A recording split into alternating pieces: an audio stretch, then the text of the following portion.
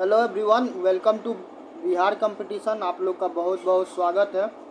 71वीं BPSC को लेके एक चीज़ ध्यान रखिएगा आप लोग, चाहे जो भी छात्र पेपर देने वाले हैं, ठीक है, कि कुछ चीज़ें हैं जो हम बार बार बोल रहे हैं और अभी भी बोल रहे हैं कि 2-3 विषय ऐसा है जिस विषय को आप किसी भी सूरत में यदि नेगलेक्ट करते हो, ठीक है, तो नेगलेक्ट करते हो तो बाकी के सब्जेक्ट में इतना वेटेज नहीं है, ठीक है, उसके पास इतना वाइड कवरेज नहीं है आपके बीपीएससी प्रीलिम्स में कि वो आपको क्वालिफाइंग करवाने में हेल्प करे, ठीक है।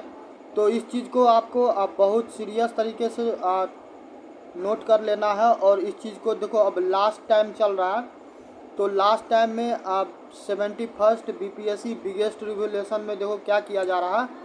वो तमाम चीज़ जो आपको जो स्टैटिक से जुड़ा हुआ, ठीक है, जिसको अटैच करके आपको सवाल पूछा जाता है, तो वो सारा चीज़ आपको हम दे रहे हैं। साथ में आपको हम ये भी गाइड कर रहे हैं, यदि आप रिवीजन करना चाह रहे हैं तो स्टैटिक्स का वीडियो तो ऑलरेडी प्रोवाइड करवा दिया गया है। साथ में जो उससे जुड़ा हुआ आप समसामयिक घटनाएं हैं, जिसको आप करंट अफेयर कहते हैं, तो वो सारा चीज़ हम आपको प्रोवाइड करवा रहे हैं। देखो, प्रतियोगिता दर्पण तो ऑलरेडी हम करवा दिए हैं। इसके अलावा जो 71st बीपीएससी बिगेस्ट रिवोल्यूशन चल रहा है, तो आप एक वीडियो कोई सा भी उठा के देख लो, 4 से 5 वीडियो अभी अपलोड हुआ है। यदि आप कोई भी एक वीडियो देख लो, और चाहे जो भी टॉपिक हो, ठीक है, तो उस टॉपिक से आपको यदि कोई भी सवाल पूछा जाएगा, चाहे जैसा भी सवाल हो, ठीक है, चाहे जिस भी लेवल का एग्ज़ाम का हो, तो आपका क्वेश्चन किसी भी सूरत में नहीं छूटेगा, ठीक। तो ये चीज़ आपके लिए बहुत ज़्यादा इम्पोर्टेंट होता है और इस चीज़ को मिस मत कीजिएगा। यदि आप मेरे द्वारा बताए गए चीज़ों को फॉलो करते हैं, जो भी 60-70 छात्र हैं जो लगातार जुड़े हुए हैं, ठीक है, तो उनके लिए हम ये कह रहे हैं कि आप इस चीज़ को निश्चित रूप से मानना। और 3 सब्जेक्ट को अभी हम फिर रिपीट कर देते हैं, इस 3 सब्जेक्ट को किसी सूरत में नहीं बकसिएगा, ठीक है। पहला तो आपको हिस्ट्री है। हिस्ट्री में भी खास करके जो मॉडर्न हिस्ट्री है, और मॉडर्न हिस्ट्री में भी खास करके जो आप बिहार से संबंधित है, ठीक है, तो उस चीज़ को किसी सूरत में आप नहीं मिस कीजिएगा, किसी कीमत पे नहीं, ठीक है। नहीं तो क्या होगा कि वो आपको परेशान कर देगा, ठीक है, आपके सिलेक्शन में सबसे बड़ा बाधा बन जाएगा। और इसका वेटेज यदि देखोगे ना, हिस्ट्री वाले टोटल ओवरऑल का, ठीक है, तो अबाउट 35 to 40 है। तो आप डिसाइड कर लीजिए कि आपको कौन सा विषय पढ़ना है और कौन सा विषय नहीं पढ़ना, ठीक है। इसके अलावा आप देख लो करंट अफेयर। यदि करंट अफेयर को आप छोड़ते हो, तो चाहे आप जो सब्जेक्ट पढ़ लो, जितना सब्जेक्ट पढ़ लो, आपका सिलेक्शन 100% गारंटेड है कि आप वहाँ तक नहीं जा पाओगे। क्योंकि प्रॉब्लम ये है कि यदि आप पॉलिटी पढ़ते हो, ठीक है, यदि आप ज्योग्राफी पढ़ते हो, या फिर आप इकोनॉमी पढ़ते हो, या फिर आप इन्वायरमेंट पढ़ते हो, इसके अलावा मैथमेटिक्स पढ़ते हो, इसके अलावा आप रीजनिंग करते हो, तो जितना आप पावर, जितना आप ऊर्जा, जितना आप कार्य क्षमता इस 5 विषय पे इन्वेस्ट करोगे, उतना यदि आप इस 3 विषय को आप दे दोगे, तो वो बाकी से ज़्यादा आपको ला के दे देगा। और इस 3 विषय में इतना वेटेज है कि आपके प्रीलिम्स क्लियर करवाने का भी ये कैपेसिटी रखता है, ठीक है। यहाँ से भी देखेगा तो 20 से 25 के रेंज में सवाल पूछा जाता है, ठीक है। और लास्ट आते हैं विज्ञान, जिसको आप साइंस कहते हैं। तो साइंस का भी आप वेटेज देख लो, तो साइंस भी आपको अब 20-25 के रेंज में जाता है, ठीक है। यदि कम से कम हम 20 ही मान ले, तो 20-20-40 यहाँ हो जाता है, और 35 सवाल यहाँ हो जाता है। तो 70 से 75 नंबर तो आपका सिर्फ ये 3 सब्जेक्ट है जो आपको कैरी करवा देगा। और ये चीज़ हम अभी इसलिए कह रहे हैं कि देखो, जो बिगनर है, ठीक है, तो उनको, उनके साथ सबसे बड़ा समस्या यही है कि उनको ये लगता है कि यदि सारा विषय पढ़ लेंगे तो मेरा काम हो जाएगा, ठीक है। आपको यदि कम टाइम देने से आपको यदि ज़्यादा क्या होता है कि बेनिफिट होता है, तो आप वहाँ पे टाइम इन्वेस्ट कीजिए। आप मैथमेटिक्स में 3 घंटा से 4 घंटा इन्वेस्ट कीजिएगा, तो हार्डली यदि आप 100% में 100% कर लेते हैं, तो आप 10 क्वेश्चन कर पाइएगा, ठीक है।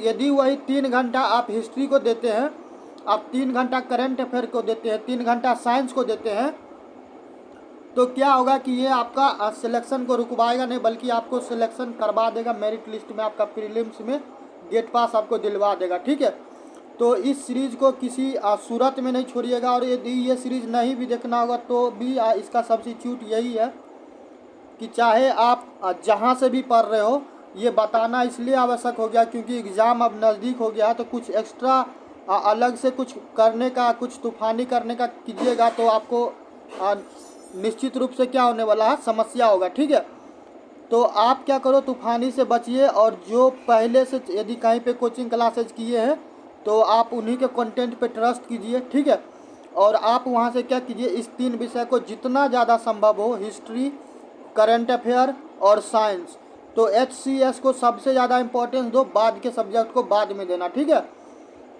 अब आते हैं हम लोग जो आज का जो है आपको क्या क्या चीज़ है।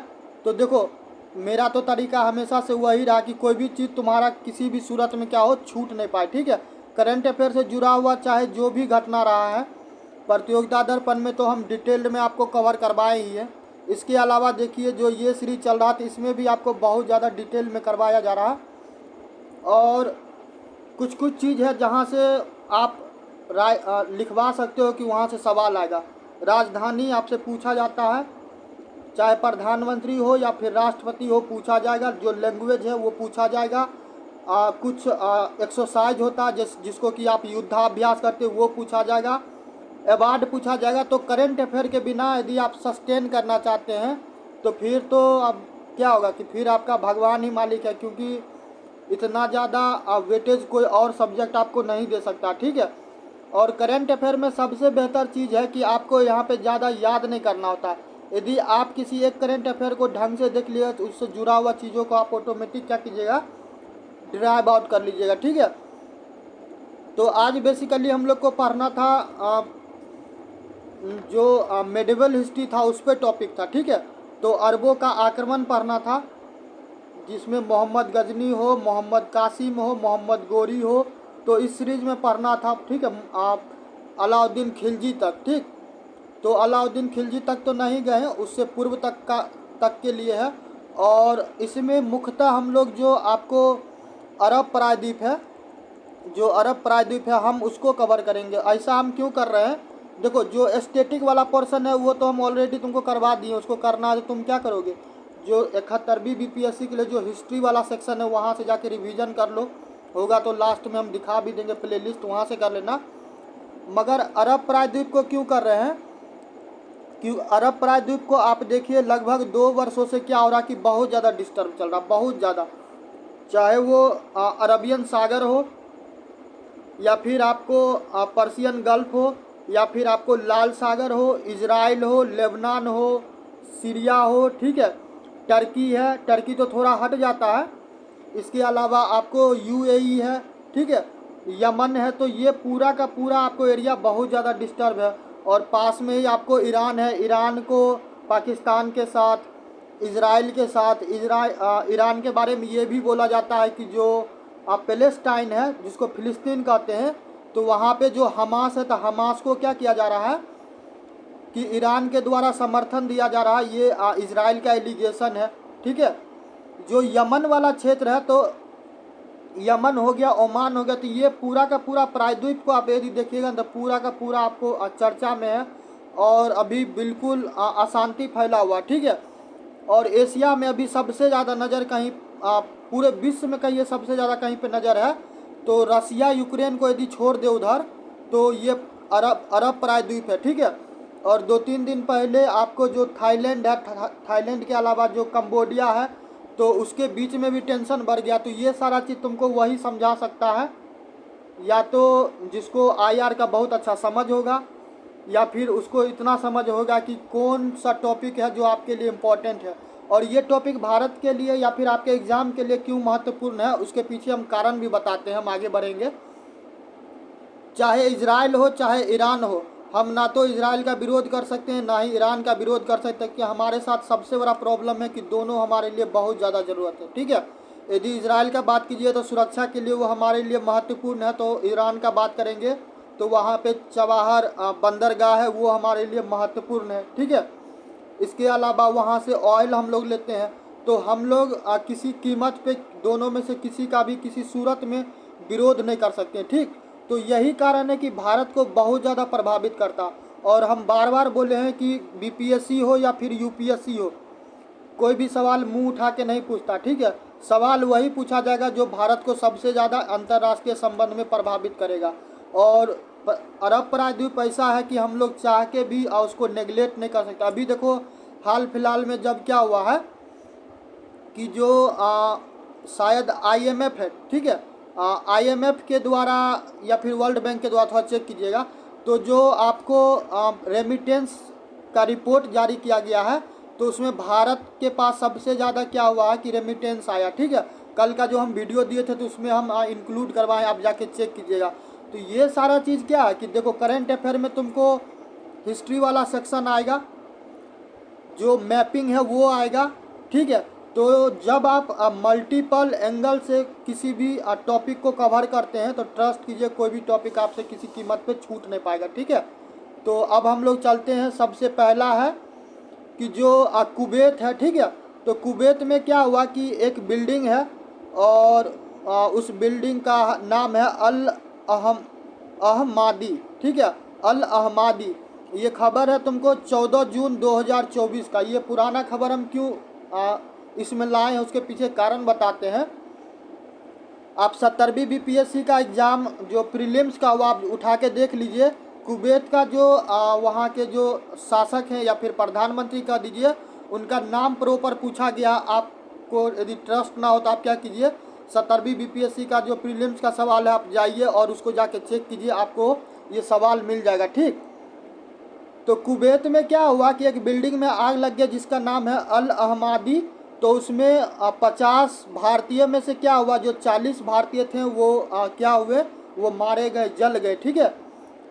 तो उस टाइम में क्या हुआ कि जब जो जला तो स्वाभाविक है फिर ये चीज़ चर्चा में आ गया। तो चर्चा में आया तो फिर भारत सरकार के द्वारा इस पर जो भी ज़रूरी कार्रवाई है, ठीक है, वो किया गया। जो फिर कुवैत का गवर्नमेंट है उसके द्वारा जो भी संभव हो पाया, ठीक है, वो सारा स्टेप लिया गया। तो आपके लिए महत्वपूर्ण हो जाता है कुवैत। तो जो कुवैत है, तो कुवैत का आपको दो चीज़ करना है। पहला कि कुवैत का आपको क्या हो कि कुवैत का राजधानी कहाँ है, ठीक है। आपसे ऑलरेडी वहाँ के जो शासनाध्यक्ष हैं उनके बारे में पूछ लिया। तो यही तरीका है कि कोई सवाल को आप क्या कर सकते हो कि स्वयं से डिसाइड कर सकते हो। देखो जो क्राउन प्रिंस थे, जो क्राउन प्रिंस हैं कुवैत का, उनका नाम है सबा अल खलीद अल सबान, ठीक है। नाम फिर सुन लीजिए, आप गूगल कर लीजिएगा, शबाब अल खलीद अल शबाब, ठीक है। जो प्राइम मिनिस्टर ऑफ कुवैत है उनका नाम है अहमद अल अब्दुल्ला अल सहाब, ठीक है। तो ये नाम आप याद रखिएगा। इसके अलावा वहाँ का जो लेजिस्लेचर है तो उसका नाम है द नेशनल असेंबली। ये सारा चीज़ हम क्यों बता रहे हैं, क्योंकि कई बार क्या होता है कि जो भी हमारा पड़ोसी राज्य है, पड़ोसी राज्य का तात्पर्य हो गया जो पड़ोसी देश है, पाकिस्तान है, बांग्लादेश है, नेपाल है, वहाँ का भाषा, वहाँ का मुद्रा, वहाँ का आपको कैपिटल, वहाँ का जो प्रधानमंत्री राष्ट्रपति है, इन सब के बारे में पूछा जाता है। और ये इतना सामान्य चीज़ है कि कोई जनरली पढ़ाता भी नहीं रहता और बताता भी नहीं रहता। लोगों को यही लगता है कि मान के चलते हैं कि क्या हो कि स्टूडेंट को आता ही है, ठीक है। कैपिटल का बात कीजिएगा तो आपको कैपिटल क्या है, कुवैत सिटी है, ठीक। तो ये तीन चीज़ आपको हम बताए हैं, आप इसको निश्चित रूप से याद रखिएगा। नेक्स्ट आते हैं कि जो संयुक्त वक्तव्य जारी किया गया, ये कब का न्यूज़ है, ये न्यूज़ है आपको 22 दिसंबर 2024 का, ठीक है। जो भारत के प्रधानमंत्री हैं माननीय श्री नरेंद्र मोदी जी, तो उनका कुवैत का आधिकारिक यात्रा होता है। तो इसमें दो चीज़ है जो आपके एग्ज़ाम के लिए बहुत ज़्यादा महत्वपूर्ण है, जिसको आपको याद भी करना है, वो हम बता देते हैं कि कुवैत में क्या होता है कि जब प्रधानमंत्री जाते हैं तो 21 दिसंबर 2024 को कुवैत में 26वें अरेबियन गल्फ कप का क्या होता है, उद्घाटन किया जाता है, ठीक है। किसी भी करंट अफेयर में चाहे कोई भी पढ़ाता होगा तो इस टाइप से कोई चीज़ों को कवर नहीं करता। उसके पीछे कारण है कि जब भी गवर्नमेंट एजेंसी न्यूज़ का बात आता, चाहे सांसद टीवी हो या फिर पीआईबी हो, डीडी न्यूज़ हो, एआई इंडिया, ठीक है, तो इस सभी चीज़ को जल्दी लोग देखता नहीं है। आपको जनरली क्या चलता, बहुत ज़्यादा हाईफाई होगा तो द हिंदू पढ़ लेगा, इंडियन एक्सप्रेस पढ़ लेगा, द इकोनॉमिक्स टाइम पढ़ लेगा, और इस तरह का मनी कंट्रोल, ये सारा चीज़ पढ़ता रहता है, ठीक है। जो भी गवर्नमेंट द्वारा जो इंफॉर्मेशन रहता है, ये सारा बहुत रेयर केस में कवर किया जाता है, ठीक। और आप किसी के भी करेंट अफेयर में भी देख लेना ना, ये यदि प्रतियोगिता दर्पण में कवर होगा तो होगा, नहीं तो इसके अलावा कहीं पे नहीं होगा, ठीक। तो आपको अरेबियन गल्फ कप का उद्घाटन करवाया गया, और इसमें कौन थे, अमीर शेख मेसेल अल अहमद अल जबर अल शबाब। देखो कितना ज़्यादा लंबा चौड़ा क्या है कि नाम है, ठीक है। और यहाँ पे क्या हुआ कि प्रधानमंत्री को सम्मानित किया गया अतिथि के रूप में, और साथ ही क्या हुआ, देखो प्रधानमंत्री नरेंद्र मोदी जी के बारे में एक बात बताते हैं, आपसे पूछ रहा है और इस बार भी पूछेगा कि प्राइम मिनिस्टर ऑफ इंडिया जो है उनको लगभग 23 या 24 राष्ट्र में क्या हुआ है कि वहाँ का जो सबसे हाईएस्ट अवार्ड होता है वो उस चीज़ से सम्मानित किया गया, ठीक। तो आप जिस भी पार्टी को पसंद करते हैं ये मैटर नहीं करता, आपके एग्ज़ाम में ये बिल्कुल नहीं देखा जाएगा कि आप किसको पसंद करते हैं या फिर नापसंद करते हैं, ठीक है। आपका दायित्व है कि एग्ज़ाम के लिए आप याद कीजिएगा। तो देखो कौन से पुरस्कार से, देखो कल भी श्रीलंका के बारे में जब हम पढ़ा रहे थे, या फिर श्रीलंका के बारे में एक वीडियो हम बताए हुए थे, मद्रास कैफे, बाद में उसका तो उसमें हम बताए हुए थे एक मित्र विभूषण करके भारत के प्रधानमंत्री नरेंद्र मोदी जी को सम्मानित किया गया होता, ठीक है। तो ये सारा चीज़ आप क्या कीजिएगा, याद रखिएगा। तो यहाँ पे आपको कौन सा पुरस्कार दिया गया है, ऑर्डर ऑफ मुबारक अल कबीर, ठीक है। और ये इस प्रकार का सम्मान है जो सामान्यतः क्या होता है, चाहे जितना भी बड़ा तोप हो, ठीक है, उसको इस प्रकार से सम्मानित किसी भी देश में नहीं किया जाता, ठीक। तो आपको ऑर्डर ऑफ मुबारक अल कबीर को याद रखना है। और कुवैत के महामहिम कौन है, अमीर शेख मिशेल अल अहमद अल जबर अल साहब। तो देख लो कितना लंबा चौड़ा नाम है, यदि पूछ देगा तो फिर वहाँ पे आसमान में आप चांद तारे के अलावा आपको कुछ नहीं नज़र आएगा, क्योंकि इतना लंबा चौड़ा, पहला बात ना तो नाम याद रहेगा और ना कोई इतना लंबा चौड़ा चीज़ बताता रहता, ठीक। तो ये दो चीज़ को आप क्या कीजिएगा, याद कर लीजिएगा। यदि कुछ एक्सरसाइज होगा तो हम वो भी आपको बता देंगे, तो इसमें कोई एक्सरसाइज नहीं है। तो ये दो करंट अफेयर हो गया आपको कुवैत से।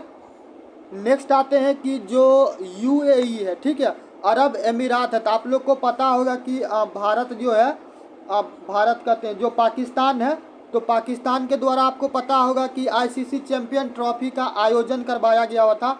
और क्योंकि भारत पाकिस्तान का रिश्ता में मिठास नहीं है, ठीक है, कड़वापन हो गया है, तो इस कारण से क्या हुआ कि भारत कभी पाकिस्तान गया ही नहीं क्रिकेट खेलने के लिए। जो भी अब मैच हुआ, चाहे पाकिस्तान के साथ हो, चाहे आपको न्यूजीलैंड के साथ हो, या फिर ऑस्ट्रेलिया के साथ हो, या फिर किसी अन्य राष्ट्र के साथ हो, ठीक है, सारा का सारा मैच भारत के द्वारा कहाँ खेला गया, अरब अमीरात में, ठीक है। तो अरब अमीरात का आप क्या कीजिएगा, सबसे पहले तो आपको यूएई का क्या हो कि आपको कैपिटल पता हो। कैपिटल के अलावा क्या हो कि वहाँ के जो शासनाध्यक्ष हैं वो हमारे लिए इम्पोर्टेंट हो जाता है। और बाकी का और भी चीज़ होगा तो हम वो भी आपको बता देंगे, ठीक है। आप लोग दुबई का तो नाम सुने ही होंगे, या फिल्मों में, टीवी में देखे ही होंगे, ठीक है। तो जो अबू धाबी है, जो अबू धाबी है आपको यूएई का कैपिटल है, यूएई जिसको कहते हैं अरब अमीरात, ठीक है। तो कैपिटल क्या है, अबू धाबी। तो अबू धाबी आपको याद रखना है। अब बाकी लैंग्वेज को छोड़ देते हैं।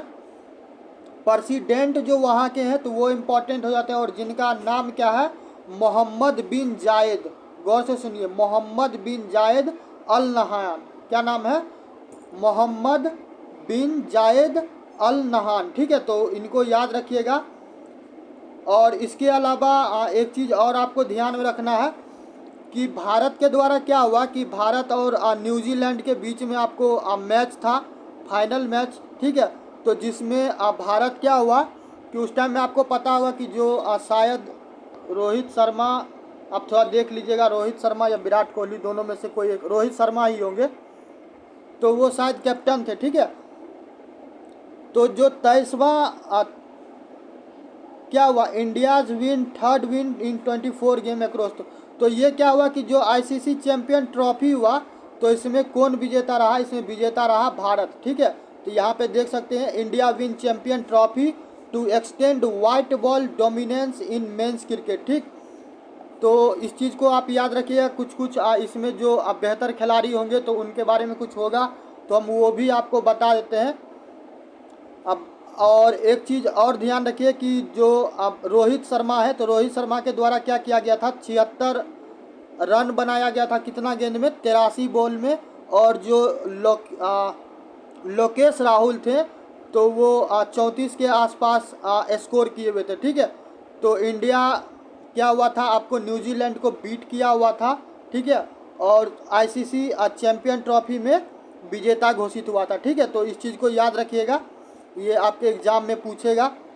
नेक्स्ट आते हैं आप भारत और ईरान का रिश्ता। तो देखो ईरान के साथ आप लोग को पता होगा कि अभी इजराइल का बहुत ज़्यादा वहाँ पे क्या हो रहा है कि बहुत ज़्यादा दोनों के बीच में वार हुआ, 12 दिन का लड़ाई भी कुछ दिन पहले हुआ था। ठीक है, तो ईरान के बारे में एक चीज़ हम बताते हैं कि जो ईरान के राष्ट्रपति थे रईसी जी। ठीक है, तो रईसी जी क्या होता है कि एक जगह जाते हैं बांध का उद्घाटन करवाने के लिए, और रास्ते में उनका विमान का जो हेलीकॉप्टर होता है उसका दुर्घटना हो जाता है, और दुर्घटना होने के कारण उनका मृत्यु होता है। और जब मृत्यु होता तो हमारे वर्तमान के जो उपराष्ट्रपति थे, अब तो है नहीं क्योंकि माननीय जो जगदीप जी धनखड़ हैं वो ऑलरेडी क्या कर दिए हैं, आपको रिज़ाइन दे दिए हैं। ठीक है, तो वो गए हुए थे जब उनका शोक सभा था तो उसमें वो शामिल हुए थे। तो आपको वाइस प्रेसिडेंट ऑफ इंडिया को तो याद रखना ही है। इसके अलावा जो ईरान के जो क्या नाम है इनका, प्रेसिडेंट थे रईसी जी, नाम उसका भी याद रखिएगा। और जब रईसी जी हटते हैं तो ठीक है, रईसी जी के हटने के बाद क्या होता है, पेजिशियन आता है। पेजिशियन कौन है, वो मसूद पेजिशियन जो है वो आपको चिकित्सा विशेषज्ञ है। ठीक है, तो ये बाद में क्या होता है ये कि ये बाद में क्या बनते हैं, ईरान के प्रेसिडेंट बनते हैं। ठीक है, अब थोड़ा सा ओवरव्यू कर लेते हैं भारत और ईरान के संबंध में। तो भारत और ईरान का संबंध आपको 15 मार्च 1950 को होता है। और हमारे जो देश के प्रधानमंत्री थे श्री अटल बिहारी वाजपेयी जी। ठीक है, तो उनके द्वारा क्या हुआ, एक तेहरान डिक्लेरेशन 2001 में साइन किया गया, ये चीज़ याद रखना। ठीक है, इसके बाद आते हैं कि बायलैटरल रिलेशन कब हुआ, जो जब प्रधानमंत्री नरेंद्र मोदी जी आए तो 2016 में। ठीक है, तो आपको पता है कि जो ईरान है, ईरान से हम लोग का पुराना रिश्ता है। ठीक है, तो ये सारा चीज़ आपको इसमें जुड़ा हुआ है। और प्रेसिडेंट कौन है वर्तमान में, वर्तमान में पेजिशियन है। और इससे पहले जो प्रेसिडेंट रूहानी थे वो उस टाइम में क्या हुए थे कि आपको भारत विजिट किए हुए थे। इसके अलावा आपको एक चीज़ और याद रखना है कि 16वां ब्रिक्स समिट कजान में जो हुआ रसिया में 2024 में। ठीक है, तो प्राइम मिनिस्टर जो भारत के हैं नरेंद्र मोदी जी, और जो प्रेसिडेंट हैं मसूद पेजिशियन जो ईरान के हैं, तो वो वहाँ पे बाद में उन दोनों के बीच में क्या होता है, मीटिंग भी होता है। ठीक, तो ये चीज़ याद रखिएगा। इसके अलावा आपको बता देते हैं जो सैयद इब्राहिम रईसी थे, तो उनके बारे में बताएं कि उनका निधन हो गया। और जब उसका निधन हो गया तो क्या होता है, और निधन क्यों होता है वो आपको बताएं कि हेलीकॉप्टर दुर्घटना हो जाता है। ठीक है, तो हमारे देश के जो वाइस प्रेसिडेंट थे जगदीप जी धनखड़ जी, तो वो ईरान गए हुए थे 22 मई 2024 को। तो देखो जब इस तरीके से सारे चीज़ को एक एक करके क्या करेगा, एक एक चीज़ करके कनेक्ट करेगा, तभी जाके क्या होगा कि पूरा का पूरा चीज़ें तुम्हारा क्लियर होगा। ठीक है, और यदि इस अप्रोच को आप नहीं अपनाइएगा, बस अब हिस्ट्री पढ़ रहे तो हिस्ट्री के नाम पे राजा और रानी का कहानी के अलावा कुछ नहीं पढ़िएगा तो फिर समस्या हो जाएगा। यदि थोड़ा सा भी ट्विस्ट कर देगा ना तो फिर वहाँ पे फिर क्या होगा कि आपको समझ में ही नहीं आएगा। ईरान का कैपिटल आपको पता है कि तेहरान है, अभी आपको बताए हैं। इसके अलावा आपका काम ये भी होगा कि जो ईरान है, थोड़ा ईरान का बॉर्डर को देख लेना, थोड़ा मैप उप साथ में क्या क्या करते रहना, देखते रहना। ठीक, इसके अलावा आपको एक चीज़ और बता देते हैं कि जो ईरान का जो जैसे कि भारत में क्या है कि भारत का संसद है। ठीक है, तो आप ईरान के बारे में कीजिएगा तो जो ईरान का लोकसभा के स्पीकर है, जो ईरान का जो लोकसभा के जो स्पीकर हैं, ठीक है, और वहाँ का जो संसद जो पार्लियामेंट्री होता है उसको क्या कहते हैं, मजलिस कहते हैं। क्या कहते हैं, मजलिस। तो मजलिस याद रखना, ठीक है। इसके अलावा एक चीज़ और है कि नितिन गडकरी जो ministry for road transport and highway हैं गवर्नमेंट ऑफ इंडिया के, ठीक है, तो वो जब वो क्या कर रहे थे कि जब जो वो ले रहे थे आपको शपथ, तो प्रेसिडेंट पेजिस्कियन भी क्या थे, वो भी सम्मिलित थे, ठीक है। तो ये सारा का सारा चीज़ क्या होता है कि ये सारा का सारा चीज़ आपके लिए अब बहुत ज़्यादा इम्पोर्टेंट हो जाता है, ठीक है। इसके अलावा एक चीज़ और बताते हैं, जो भारत है, तो ये खबर अब बहुत पुराना, हमको लगता है 2017 या 18 में के आसपास का खबर है, ठीक है, कि जो चबाहर पोर्ट है, ठीक है, जो चबाहर पोर्ट है, तो वो अब भारत को लीज पे दिया जाएगा, किसके द्वारा, ईरान के द्वारा, ठीक है। और ये हमारे लिए बहुत बेहतरीन चीज़ होगा, ठीक है, और कूटनीतिक हमारा एक तरह से कह सकते हैं कि विजय भी है, ठीक। तो चबाहर पोर्ट यदि आपसे पूछ ले तो आप याद रखिएगा कि ये कहाँ पे है, ईरान में है, ठीक है। तो ये सारा का सारा चीज़ आपको क्या करना है, एक एक चीज़ को याद रखना, ठीक। इसके अलावा कुछ और भी पोर्ट है, ठीक है, तो जिस पे आप बातें चल रहा है, तो वो अभी क्लियर नहीं हुआ, बाकी क्लियर होगा तो आपको हम निश्चित रूप से क्या करेंगे, आपको हम इन्फॉर्म कर देंगे, ठीक है। तो नेक्स्ट आते हैं, देखो चबाहर पोर्ट के बारे में तो अभी जस्ट हम बताए हैं आपको, ठीक है। इसके अलावा एक चीज़ और याद रखिएगा, और वो ये है कि जो ईरान है, तो ईरान के साथ हमारा जो हिस्ट्रिकल टाई है वो तो है ही, ठीक है।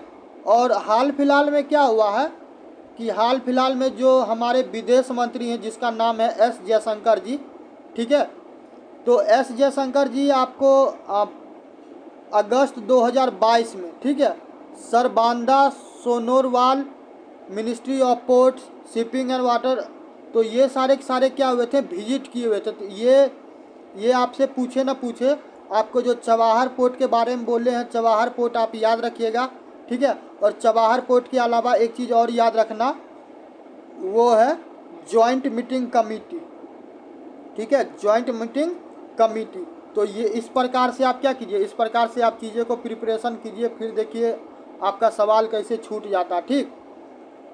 और आपको पता है कि इजराइल के साथ क्या हुआ है कि इजराइल के साथ जो ईरान है उसका 12 दिन का युद्ध हुआ था हाल फिलहाल में ही, आपको प्रतियोगिता दर्पण में तो हम कवर करवाए ही हैं। इसके अलावा आपको हम यहाँ पे भी बता देते हैं कि इजराइल जो है तो उसके द्वारा ऑपरेशन राइजिंग लायन लॉन्च किया गया हुआ था, ठीक है। तो जो ईरान है, तो ईरान पे इतना ज़्यादा तांडव क्यों हो रहा है, वो हिस्ट्रिकल बैकग्राउंड है, वो भी हम बताते हैं। पहले आपको पता हो या नहीं हो, ईरान और इजराइल बहुत अच्छा मित्र हुआ करता था, दोनों का रिश्ता बहुत अच्छा था, ठीक है। बाद में क्या हुआ कि जब जो आपको अरब स्प्रिंग हुआ, तो अरब स्प्रिंग में क्या होता है कि एक आवाज़ उठता है जिसमें बोला जाता है कि जो भी इजरायली है,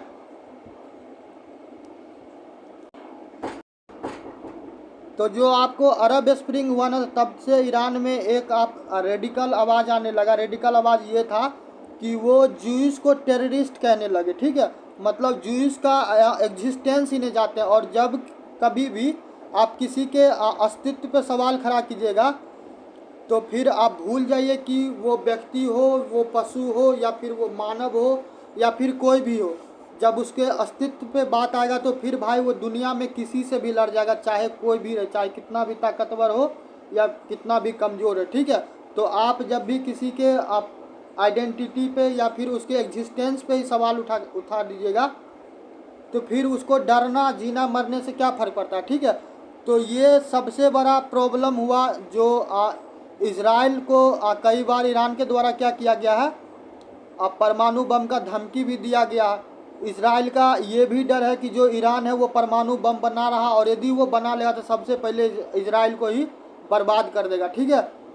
तो ये डर भी इज़राइल का है जो कि ईरान पे हमला करने के लिए उसको मजबूर करता है।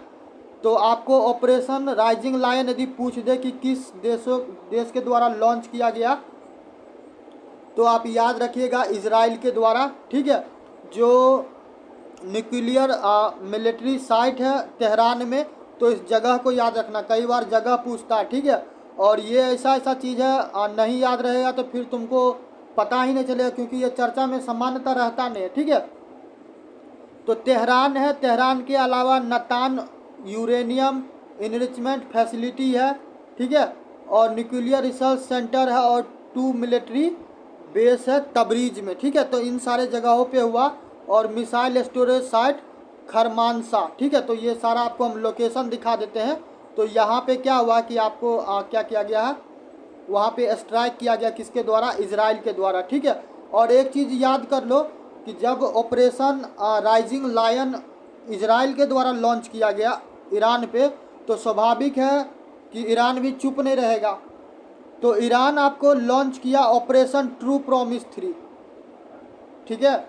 Iran launches wave of ballistic missile at Israel under operation true promise 3 causing explosion over Jerusalem and Tel Aviv. तो भाई स्वाभाविक है, यदि आप वो क्या नाम है, न्यूटन्स का थर्ड लॉ तो आपको अप्लाई ही होगा, ठीक है। यदि आप किसी को हिट कीजिएगा तो वो बैक फायर करेगा, ठीक है। तो डिपेंड करता है कि आप यदि हिट करते हैं तो बैक फायर को आप कितना क्या करते हैं, झेल पाते हैं, ठीक। तो ये जो पूरा का पूरा नाम है तबरीज, खैरमानसा, इसके अलावा तेहरान, अराक, इस्फान, नतांज, ठीक है। तो ये सारा सारा जगह याद रखना, और थोड़ा मैपिंग पे भी काम कर लेना कि ईरान से जुड़ा हुआ कौन कौन है। जैसे कि देखो ये पर्शियन गल्फ है, पर्शियन गल्फ से याद आया ये बीच वाला जो क्षेत्र है, तो यहाँ पे स्टेट ऑफ हॉर्मुज है। और ये सारा का सारा जो है, तुम चाहे एंशियंट हिस्ट्री देख लो, मेडिवल हिस्ट्री देख लो, या फिर मॉडर्न हिस्ट्री देख लो, ठीक है, ये एक दूसरे से कनेक्टेड है, ठीक है। आप जब आप ब्रिटिश के बारे में पढ़िएगा, या फिर क्या नाम है इसका, पोर्टुगीज़ के बारे में पढ़िएगा, तो आपको स्टेट ऑफ हॉर्मुज हो, स्टेट ऑफ मलक्का हो, स्टेट ऑफ पाक स्टेट हो, ठीक है, ये सारा सारा चीज़ आता है। और इसके अलावा आप लोग याद रखिएगा, यदि आप इजराइल के बारे में पढ़ रहे हैं तो आपको थोड़ा सा क्या कीजिएगा कि लाल सागर से कौन कौन सा देश जुड़ा हुआ है, थोड़ा आप क्या कीजिएगा, थोड़ा वो भी चेक कर लीजिएगा, क्योंकि आपसे पूछेगा तो हम चाहते नहीं हैं कि यदि कोई मेरे कहे हिसाब से यदि करता है तो उसका कोई भी सवाल क्या हो छूटे, ठीक। और एक दो चीज़ और होगा मंगोलिया को लेके, तो मंगोलिया को लेके भी देखते हैं हम, वो भी आपको करवाते हैं। बाकी आपको पता ही है कि हमास के बारे में ये बोला जाता है कि ईरान के द्वारा समर्थन दिया जाता है। देखो वास्तविकता क्या है इस चीज़ का हम जस्टिफाई बिल्कुल नहीं करते हैं, ठीक है। बाकी ये गवर्नमेंट ऑफ ईरान जाने या फिर गवर्नमेंट ऑफ इजराइल जाने, ठीक है।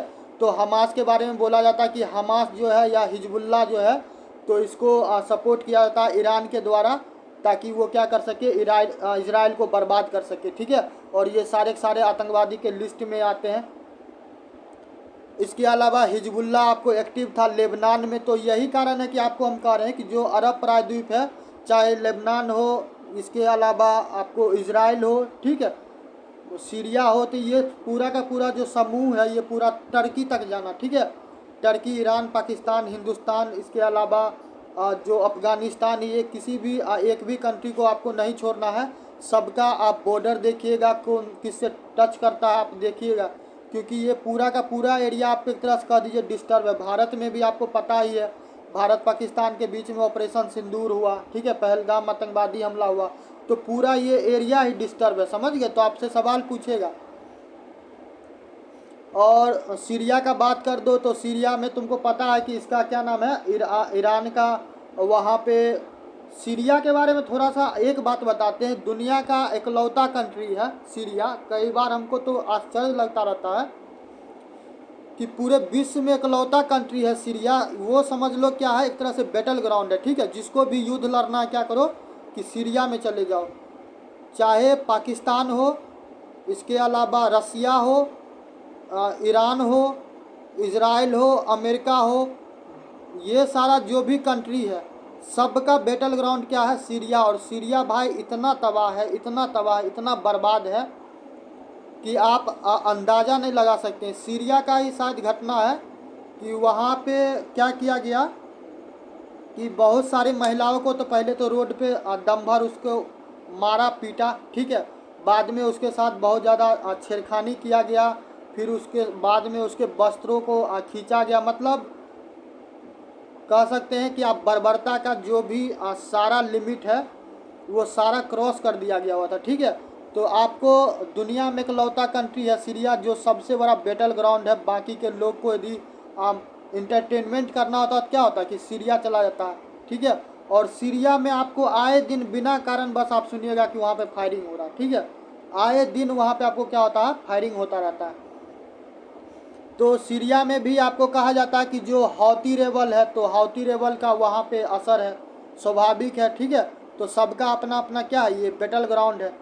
नेक्स्ट आते हैं आपको सीरिया के बाद आते हैं थोड़ा मंगोलिया के बारे में देख लो, ठीक है। मंगोलिया भी ज़रूरी है। इसमें कौन है, स्टेट ऑफ हॉर्मुज। तो स्टेट ऑफ हॉर्मुज के बारे में अभी हम ऑलरेडी आपको बता ही दिए कि स्टेट ऑफ हॉर्मुज कहाँ पे है, ठीक है। तो ये आई थिंक रिपीट हो गया, कोई बात नहीं है। मंगोलिया, तो देखो मंगोलिया के साथ जो हमारे देश के विदेश मंत्री हैं डॉक्टर एस जयशंकर जी, तो ये हैं। इसके अलावा मंगोलिया की ये कौन है, minister of foreign affair of Mongolia. तो मंगोलिया की विदेश मंत्री हैं जिनका नाम है आपको क्या नाम है, इनका नाम है बैट्स बैट्स बैट्स्टेसेंग बाटमोंग, ठीक है। तो थोड़ा आप देख लीजिएगा, बैट्सेसेंग बाट्समोंग, ठीक है। तो ये इनका नाम है, तो इनका नाम याद रखिएगा। और ये मिलते किनसे हैं, जो भारत के एक्सटर्नल मिनिस्टर हैं एस जयशंकर जी से। अब मंगोलिया के बारे में हम क्यों बता रहे हैं कि भारत और मंगोलिया के बीच में क्या हुआ कि 15 फरवरी को, ठीक है, कितना 15 फरवरी को आपको 2025 में 61वां मुंची सिक्योरिटी कॉन्फ्रेंस हुआ है, ठीक है। तो यदि पूछ लेगा मुंची तो मंचूरियन के नाम पे क्या होगा कि पागल वागल बनाएगा, तो इस पर याद रखिएगा कि मुंची यदि सिक्योरिटी पूछेगा तो याद रखना कि कहाँ का है, मंगोलिया का, ठीक है। इसके अलावा मंगोलिया के साथ कुछ कुछ एक्सरसाइज होता है। और एक चीज़ और महत्वपूर्ण है, मंगोलिया के साथ भारत का जो रिश्ता है तो इसका 70 वर्ष हो गया, ठीक है। तो ये बहुत ज़्यादा इम्पोर्टेंट है, भारत और मंगोलिया का जो संबंध है तो इसका 70 वर्ष पूरा हो गया है। और ये 70 वर्ष 50 वर्ष 90 वर्ष हम क्यों बताते हैं, क्योंकि ये सारा टाइमलाइन जो है ना अट्रैक्ट करता है, ठीक है। जैसे कि आप पाकिस्तान के बारे में बताते हैं कि 555वां, ठीक है। तो इससे संबंधित गुरु नानक जी से जुड़ा हुआ किसी चीज़ पे ना उसके द्वारा क्या किया गया था, कोई स्मारक सिक्का जारी किया गया था, ठीक है। तो ऐसा ऐसा खबर जो है ना, जो एग्जामिनर है उसको क्या करता है कि उसको बहुत ज़्यादा अट्रैक्ट करता है और पूछता रहता है, ठीक। इसके अलावा जो मंगोलिया है, मंगोलिया के साथ जो हमारे इंडियन आर्मी है, ठीक है, तो उनका एक जॉइंट मिलिट्री एक्सरसाइज होता है जिसको कहते हैं नोमैडिक एलिफेंट, ठीक है। क्या नाम है, नोमैडिक एलिफेंट। तो आप याद रखिएगा। और ये स्थान सबसे ज़्यादा महत्वपूर्ण है जो आपको मंगोलिया में उलन बटार है, उलन बटार शायद उसका राजधानी भी है, ठीक है। तो 13 मई से 31 मई से 13 जून तक 2025 में आयोजन किया गया, कहाँ पे, मंगोलिया में, ठीक है। और ये नोमैडिक एलिफेंट क्या होता है, आपको एनुअली इवेंट होता है, यानी कि हर वर्ष ये एक्सरसाइज का आयोजन किया जाता है। इससे पूर्व का बात करेगा तो 2024 में भारत में हुआ, मेघालय में, कहाँ पे, उमराई में, ठीक है, 2024 में। तो ये दोनों चीज़ याद रखिएगा। और भारत के तरफ से कौन शामिल थे, जो हमारे अरुणाचल स्कॉट हैं, ठीक है। तो ये थे, ठीक। तो ये 2-3 चीज़ था जो आपके लिए इम्पोर्टेंट था, जो हम सारा सारा आपको कवर कर दिए। तो एक चीज़ और देख लो, ये तो शायद हमको लगता है ये किसका है, एक सेकेंड, ये ईरान के साथ है, ठीक है। तो एक चीज़ एक देखो, यही कारण है कि भाई कोई भी टॉपिक करवाते तो हमको बहुत सारा, एक तो रिसर्च करने में टाइम लगता है। इसके अलावा बहुत सोचना पड़ता था क्या चीज़ तुमको दे, क्या चीज़ नहीं दे, कौन तेरे काम का होगा या फिर नहीं होगा। ठीक है, तो ये देखो ट्विटर से हम कट लिए हैं। डिफेंस मैट्रिक्स है, India and Iran to conduct joint naval drill in the Persian Gulf. तो पर्सियन गल्फ पे है, तो देखो इसीलिए बोलते हैं। और Indian naval fleet dock at Bandar Abbas. ठीक है, तो बंदर अब्बास एक स्थान है आपको कहाँ पे, जो ईरान है, तो वहाँ पे भारतीय जो नौसेना है तो उनके द्वारा क्या किया जाएगा, वहाँ पे जॉइंट नेवल ड्रिल यानी कि आपको एक्सरसाइज क्या किया जाएगा, वहाँ पे किया जाएगा एक्सरसाइज यानी कि युद्धाभ्यास। ठीक है, तो आप याद रखिएगा ईरान में एक पोर्ट है, क्या है, जिसको बंदरगाह कहते हैं। ठीक है, और बंदरगाह क्या क्या नाम है, बंदर अब्बास। ठीक है, तो बंदर अब्बास को आप याद रखिएगा। और ये किनके बीच में है, भारत और ईरान के बीच में। ठीक है, तो पूछ ले कि बंदर अब्बास में कौन सा आयोजन किया जा रहा है या फिर किसके द्वारा किया जा रहा है, कौन देश शामिल है, तो आपको याद रखना है कि ईरान और भारत। ठीक है, बंदर अब्बास। ठीक है, और देखो जॉइंट एक्सरसाइज, देखो स्टेट ऑफ हॉर्मुज है ना, तो देखो ऐसा नहीं है कि हम ऐसे ही हवा में कोई चीज़ अपने मन से कहीं पे ले आते हैं, कुछ भी आपको बताना चालू कर, क्योंकि हमको इस चीज़ का समझ है कि एग्ज़ाम के प्रोस्पेक्टिव से आपके लिए क्या इंपॉर्टेंट होगा, और वही चीज़ जो है हम वही चीज़ आपको कवर करवाते हैं। इसके अलावा कोई भी फालतू का ना तो हम न्यूज़ देते हैं, ना ही उस पर किसी भी प्रकार का जो बाकी का जो बहसबाजी होता है हम वो करते हैं। ठीक है, आप मेरा कोई भी वीडियो देखते होंगे तो हम आते हैं तो कंटिन्यूस जो आपका काम का चीज़ होता है हम वही करवाते हैं, उसके अलावा कुछ नहीं। और एक बार फिर बता देते हैं, चाहे जो भी 50-60 छात्र मेरे से लगातार जुड़े हैं, यदि आप मेरे हिसाब से चल रहे हैं, ठीक है, आप रेगुलर फॉलो कर ही रहे हैं, तो आपको फिर हम कहते हैं हिस्ट्री को किसी कीमत पे मत छोड़िएगा। हिस्ट्री के अलावा साइंस को, और साइंस के अलावा करंट अफेयर। भाई यदि इसमें से एक भी सब्जेक्ट यदि तुम्हारा कमज़ोर होगा तो बाकी के किसी भी सब्जेक्ट में इतना कैपेसिटी नहीं है, ठीक है, कि वो तुमको संभाल लेगा, तुमको बचा लेगा, क्योंकि किसी के पास इतना वेटेज ही नहीं है। ठीक है, हिस्ट्री आपको 35 से 40 का रेंज रहा है। आप प्रीवियस ईयर का सवाल एक बार फिर से चेक कर लीजिएगा। साइंस में 20 सवाल तो 100% गारंटेड है कि 20 सवाल आएगा ही आएगा। ठीक है, और करंट अफेयर 30 से 35 जाता ही है। यदि आप 30-30 का भी करके देखिएगा ना तो 80 सवाल आपको, और ये सवाल ऐसा है कि आपको छूटेगा नहीं। प्रैक्टिस का जहाँ तक बात रहा तो आपके लिए एमसीक्यू भी हम देखिए करवाए हैं। जितना एमसीक्यू करवा दिए हमको लगता है कि कोई आदमी टेस्ट सीरीज में भी नहीं उतना आपको फ्री ऑफ कॉस्ट में दे पाएगा। और कोई भी ऐसा सवाल नहीं है कि जो अचरा कचरा, वो तमाम सवाल है जो आपके एग्ज़ाम में बार बार रिपीट हुआ और या फिर उसी के इर्द गिर्द हुआ। ठीक है, अब बाकी कोई भी टॉपिक का बात करोगे, चाहे बुद्धिज़्म हो, सिखिज़्म हो, इस्लाम हो, क्रिश्चन हो, चाहे जो भी टॉपिक हो, ठीक है, हर एक टॉपिक को जितना डीप संभव हो पाया है हम आपको उतना करवाएं।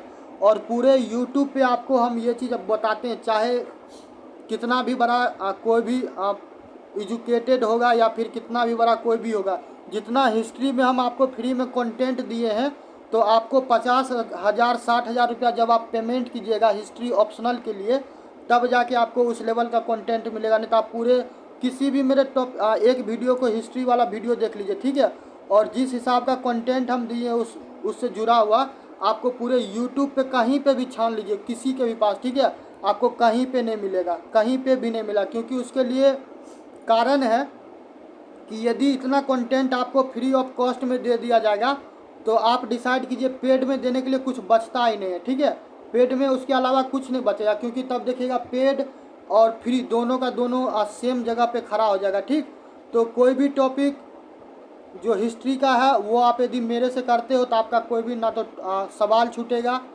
और ना ही उससे संबंधित अन्य पहलू छूटेगा। और अन्य पहलू के लिए देखो ये 71st बीपीएससी बिगेस्ट रिवोल्यूशन चल ही रहा है, एमसीक्यू के लिए चल ही रहा। साइंस का 2-3 वीडियो है आपका जो बचा हुआ है, 100 सवाल का, चाहे फिजिक्स का हो, केमिस्ट्री का हो या फिर बायोलॉजी का हो। ठीक है, तो वो आपको हम जल्द ही दे देंगे। और बाकी जो ये करंट अफेयर का सीरीज चल रहा तो ये करते जाना है। और देखो जो हिस्ट्री वाला हम सेक्शन बोले हैं तो वो उसके लिए आप क्या कर सकते हैं कि जो यूट्यूब चैनल है, ठीक है, आप बिहार कंपटीशन, तो वहाँ पे आपको क्या करना है, सिंपली यहाँ पे आपको आना है। यहाँ पे प्लेलिस्ट बना हुआ है, ठीक है। और प्लेलिस्ट में आप जाइएगा तो वहाँ पे आपको सारा का सारा चीज़ दिया हुआ है, ठीक है। बस आपका काम इतना है कि जाके रिवीजन करना। देखो यहाँ पे देखो 40 वीडियो तो हमको लगता है सिर्फ तुम्हारे MCQ के लिए दिए, ठीक है। और कोई भी ऐसा वीडियो नहीं होगा जिसमें हमको लगता है 30-25 से कम सवाल होगा, ठीक। यहाँ पे देखो कोई भी एक भी टॉपिक उठा के देख लो, तो कोई भी टॉपिक देख लो इसमें से, चाहे शुरू से हम करवाए हैं, ठीक है।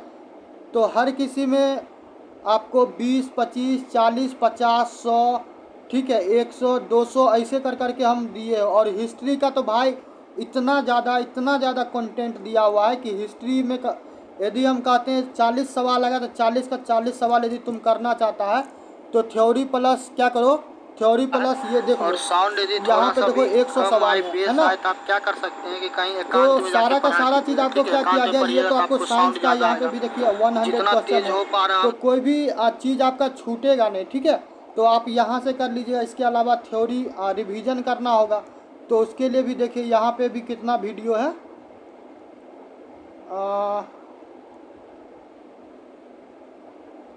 कहाँ गया हिस्ट्री वाला सेक्शन, यहाँ पे देखिए हिस्ट्री वाले सेक्शन में आपको लगभग 23 वीडियो दिया हुआ है, ठीक है। यहाँ पे देखो यहाँ पे कितना है, 23 वीडियो है। और ये 23 वीडियो को और उस MCQ को कर लेगा तो फिर बताना कहाँ पे तुम्हारा कोई भी चीज़ छूट जाएगा। इसमें कोई ऐसा टॉपिक नहीं है जो तुम्हारा छूटा हो, ठीक है। चाहे रीजनल क्या हो कि रूलर हो या फिर सिंधु घाटी सभ्यता हो, कुछ भी हो, कुछ भी चीज़ आपका नहीं छूटा है, ठीक है। तो आज के लिए इतना ही। हंसते रहिए, मुस्कुराते रहिए, मन लगा के पढ़िए। अब बाकी मिलते हैं नेक्स्ट वीडियो में।